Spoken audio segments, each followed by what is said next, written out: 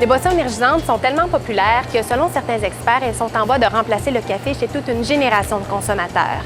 Mais les connaissons-nous et savons-nous réellement ce qu'elles contiennent?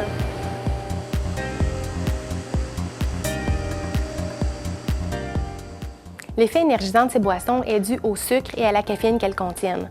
Ce sont eux qui stimulent temporairement les capacités d'éveil ou de vigilance en cas de fatigue ou de somnolence. À part les versions sans sucre, les boissons énergisantes renferment en moyenne l'équivalent de 7 sachets de sucre par petite canette de 250 ml. C'est donc autant qu'une boisson gazeuse. Dans certaines marques et dans les grands formats, c'est encore plus.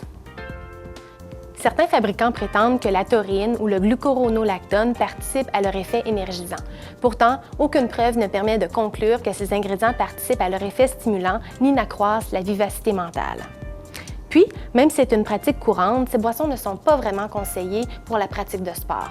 À cause de leur forte teneur en sucre et en caféine, elles ne contribuent pas à nous hydrater efficacement. En fait, c'est plutôt le contraire.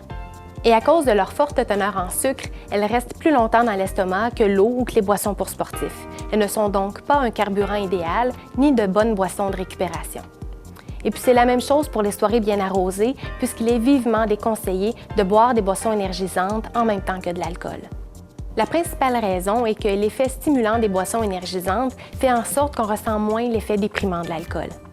Il laisse croire qu'on n'est pas si affecté alors que les facultés sont réellement affaiblies. Cette fausse perception pousse à avoir des comportements à risque comme conduire, ne pas porter sa ceinture de sécurité ou avoir des relations sexuelles non protégées. Tout ça ne veut pas dire qu'on ne peut jamais en boire. Il ne faut simplement pas exagérer. Comme avec le café, comme avec les boissons gazeuses.